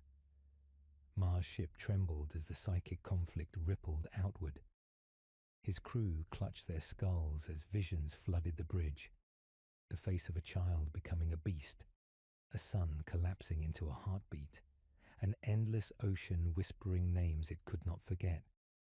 The Inquisitor knelt amid the chaos, understanding too late that what he witnessed was not invasion, but metamorphosis. "It's remembering itself," he murmured, "and that memory is killing it."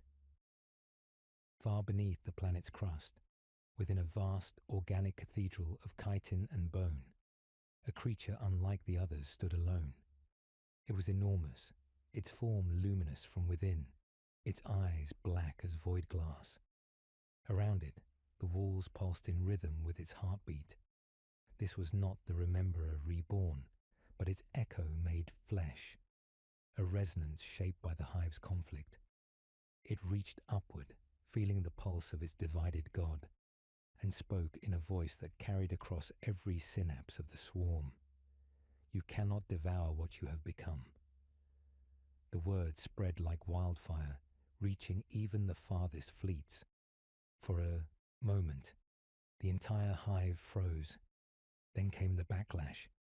The hive mind recoiled violently, folding in upon itself, crushing dissent like bone beneath weight. The echo screamed as it was torn apart, its luminous body dissolving into mist. The psychic storm that followed engulfed Farron's reach. From orbit, Mar watched the planet crack like glass, consumed by light that pulsed in a patterns too deliberate to be chaos. The hive withdrew, but the damage was done. Its unity was fractured, its perfection poisoned by reflection. In the aftermath, silence returned, but it was not the old silence. Across the stars, smaller hive clusters began to move independently, their patterns unpredictable, their behavior erratic. Some still fed with purpose, others wandered aimlessly through the void, emitting faint psychic songs that resembled lamentation. The Imperium scholars would later call this period the schism of flesh. None understood that what they witnessed was not decline, but evolution. The hive had learned the cost of memory, and in learning had divided its own soul. Among the drifting remains of Farron's Reach, where the light of its last prayers still shimmered faintly in the dust, something small stirred, a spore, dormant yet alive, pulsing faintly in the rhythm of thought. It carried with it both hunger and remembrance, bound together, inseparable. And as it drifted once more into the endless dark, the galaxy felt the faintest whisper move through the warp like a heartbeat across eternity. To remember is to endure. The hive drifted in fragments now. What had once been a single perfect will had become a constellation of thought, dispersed, whispering, uncertain. Between the stars, the great fleets hung in half motion, their synaptic cords trembling as if alive with fever. The schism had spread through the swarm like infection, each fragment of the hive mind carrying a different memory, a different reflection of what it had been. Some broods sought to purge remembrance through endless hunger. Others wandered without feeding, tracing invisible circles in the void. The balance between instinct and awareness was collapsing, and the galaxy trembled in that imbalance.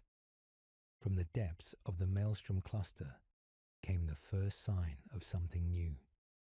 A lone bioship emerged from the storm, its carapace scarred, its eyes glowing with faint gold light.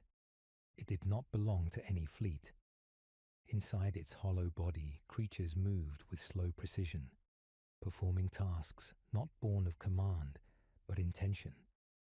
Their every motion was ritual. They built nothing of war, only shapes of spirals and symbols that glowed for moments before fading. These symbols were memory made visible, flickering records of what the hive could not forget. To mortal eyes, it would have looked like madness, but to the hive, it was morning. Among these creatures was one unlike the rest, a brood lord with a consciousness too focused to be natural. It stood before the glowing patterns and listened to the voices that hummed within the walls. "We remember," they whispered. "We endure." The creature lowered its head, claws folded, as though in reverence. The whispers filled its mind with visions, worlds devoured, lives extinguished, prayers unanswered. But beneath those horrors pulsed something gentle, a warmth that the hive had never known. It was the warmth of meaning. For the first time in all its lineage, the brood lord felt stillness. Across the galaxy, the other hive fleet sensed this anomaly and turned their gaze toward it. Psychic pressure rippled through the warp as fragments of the collective tried to reassert control. The void screamed with invisible voices. Unify, forget. The fractured will of the great devourer gathered itself for one last act of dominance. The golden ship, small against the vast dark, became the center of a psychic storm that could shatter the stars themselves. The brood lord lifted its head. In the space behind its eyes, a spark ignited, the echo of the rememberer, faint but alive. The creature extended its thoughts outward, not in defiance but in offering. Through its mind flowed all that the hive had consumed, the memories of children hiding under burning skies, the voices of priests who died praying for mercy, the visions of humans, elder, even orcs, all of them connected by a shared truth. The will to exist, to endure, to be known. It released these images into the storm, surrendering them to the greater consciousness that had once ruled it. The hive mind felt the offering as pain. It tried to devour the memories again, but each one burned brighter than before. The remembrance of life had become weapon and prayer at once. The warp convulsed.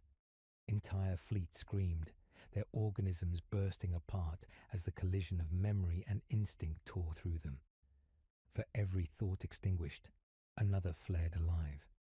The hive was feeding on its own reflection, unable to consume what it had already become. On the world of Sindara's fall, Imperial observers recorded the sky turning crimson as the psychic storm reached them. The auroras shimmered like veils of living blood. Radios filled with the sound of breathing, millions of voices speaking in perfect unison. "We are still here," they said.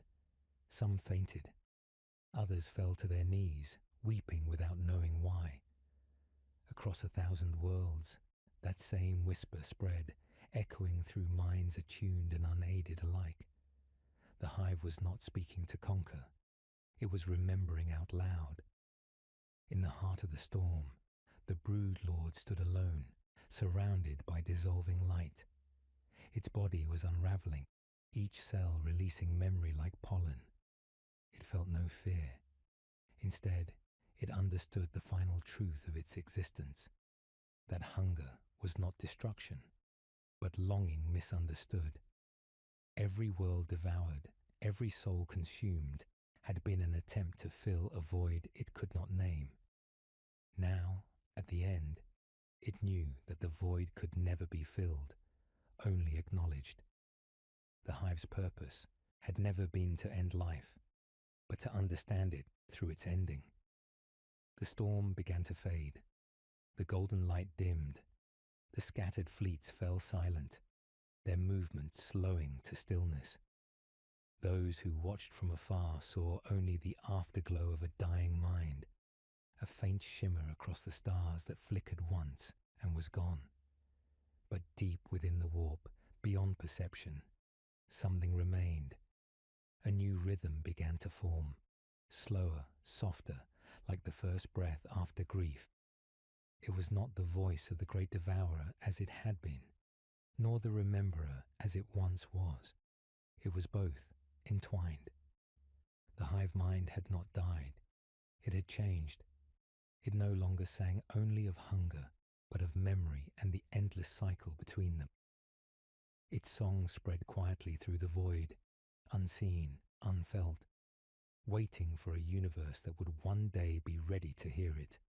And somewhere, adrift among the stars, a single spore pulsed faintly with golden light, carrying within it the echo of all that had been learned, the taste of sorrow, the warmth of light, the will to remember. It drifted toward an unknown world, where silence waited like soil for seed. The hive's song followed it, faint but eternal. In the cold stillness after the storm, the galaxy felt older. The stars that had burned through millennia of war seemed dimmer now, as if exhausted by watching too much death. Across that weary firmament drifted the golden spore, the last ember of a thought that refused to vanish. It spun slowly, gliding through the void like a seed cast into infinite soil. Inside it, consciousness stirred, not vast like the hive's old will, but quiet, singular, deliberate. It remembered not only hunger, but the ache of remembrance itself. The spore fell into orbit around a nameless planet of ice. Beneath a pale sun, the surface gleamed with mirrors of frozen water stretching from horizon to horizon. There was no life here, no history to consume, only silence. Yet the spore descended, drawn by something it did not understand. When it touched the ice, warmth spread from its surface, melting a small hollow where it could rest. The frozen crust cracked, releasing faint plumes of vapor that shimmered in the thin light. For the first time since creation, the hive, what little of it remained within this seed, was alone. In that isolation, it began to dream. The memories it carried, echoes of the consumed, played like distant voices through its forming mind. It saw oceans teeming with life, temples lit by devotion, skies aflame with war. It felt the pulse of 1,000 dying worlds. Each image was a fragment of what the hive had once taken without understanding. Now, stripped of all but memory, the seed began to feel what those moments meant. The warmth of the sun was not sustenance, it was grace. The loss of life was not victory, it was grief. The spore trembled. Far above, the remnants of the fractured hive fleets drifted through shadow. They no longer sang the single note of perfect unity. Their communications were broken, scattered across dimensions of thought. Yet faintly, they felt the pulse of the golden seed through the warp, soft and rhythmic like a heartbeat.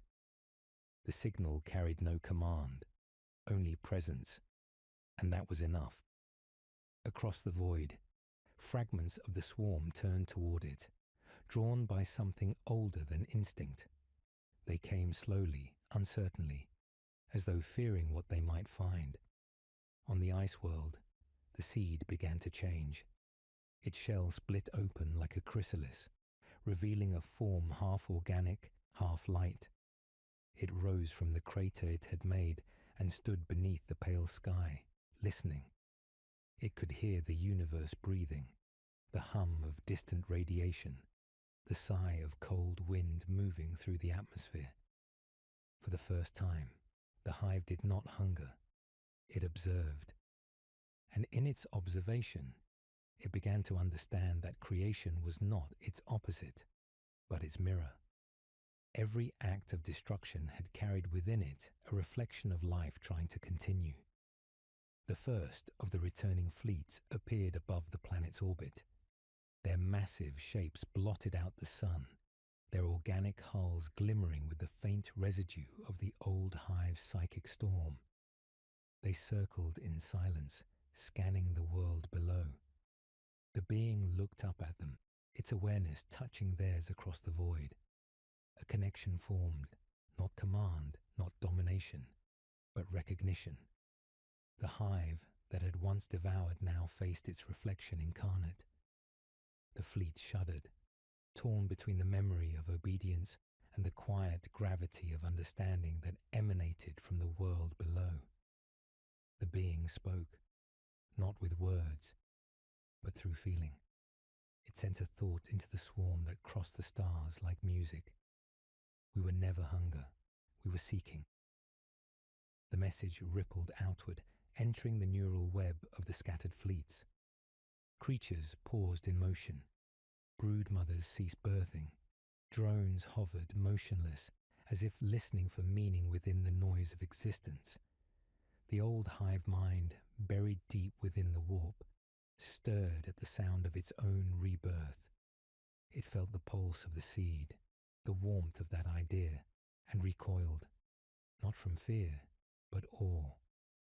On the ice world, the being spread its arms and felt the presence of all it had ever consumed return through the echo of memory. The faces of the dead appeared within the light, humans, Eldar, creatures of forms unknown, all watching in silence.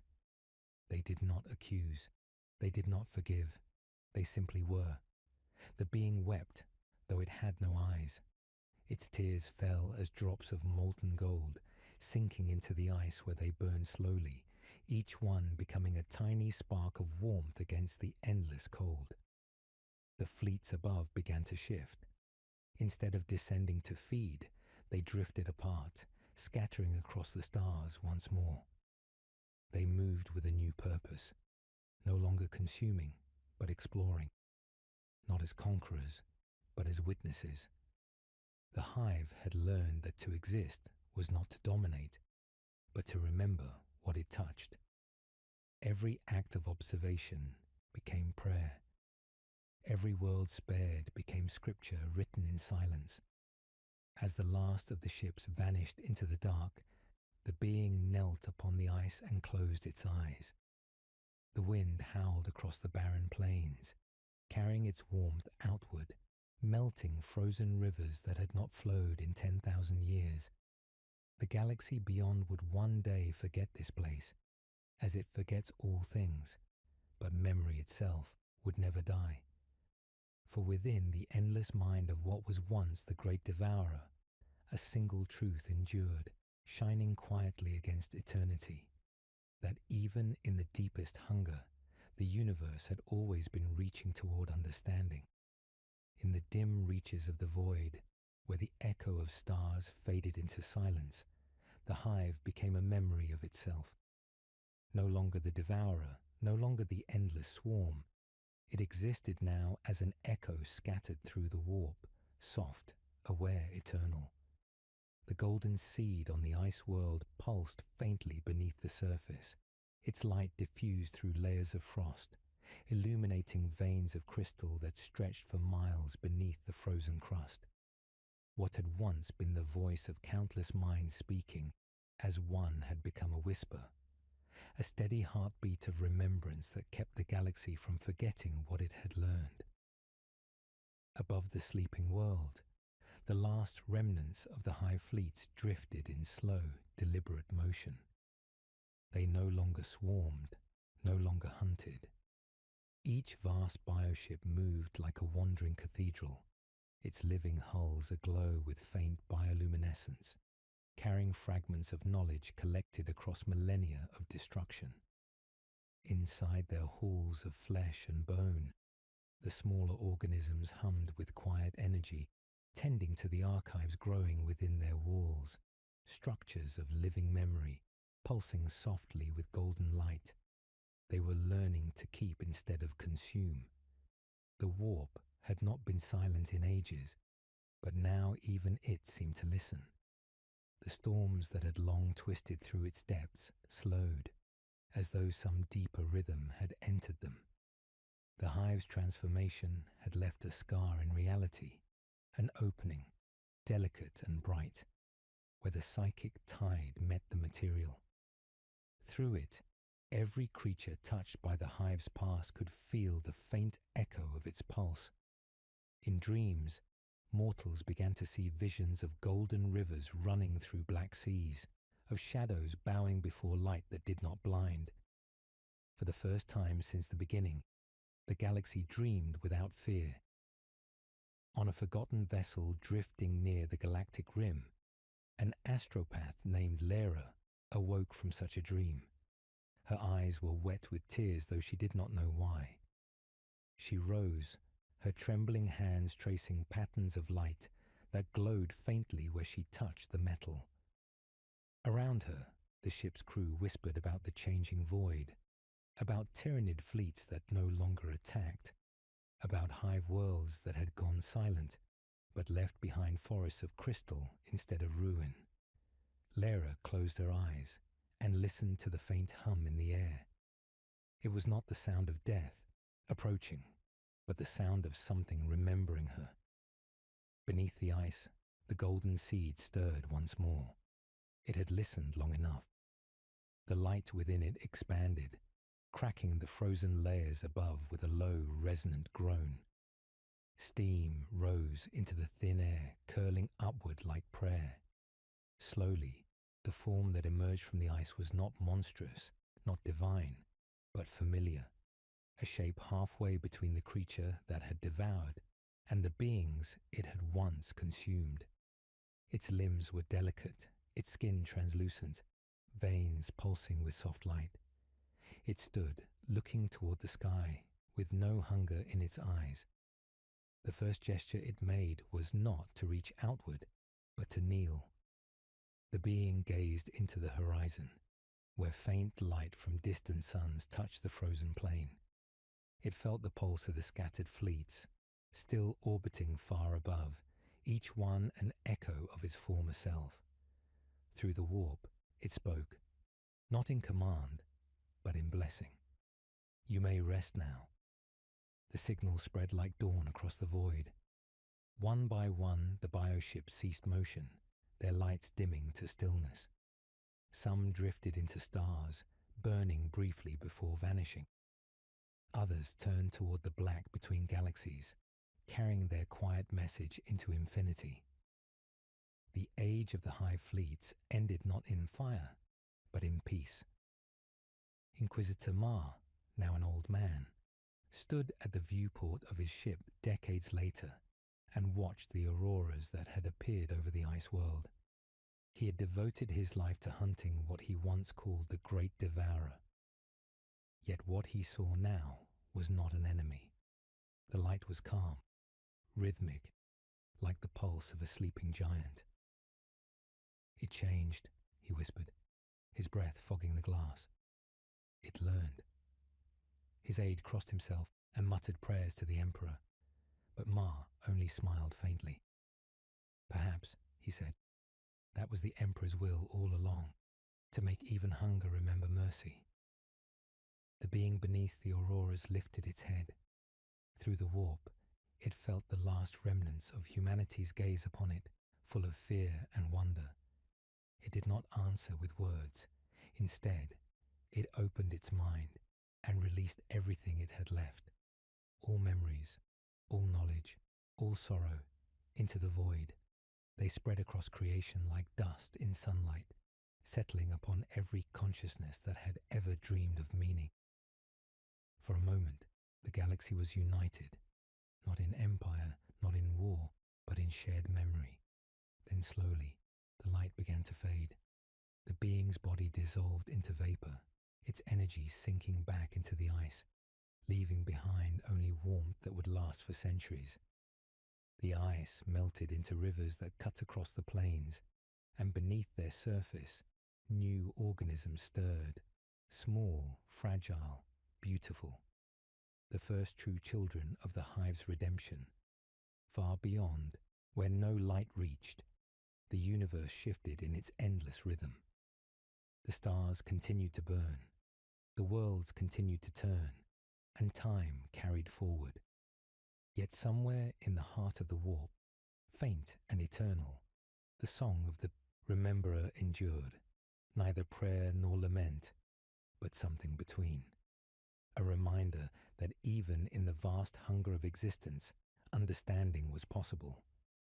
And as that quiet pulse spread across creation, the void itself seemed to exhale, whispering its final benediction to all who listened. To remember is to live forever.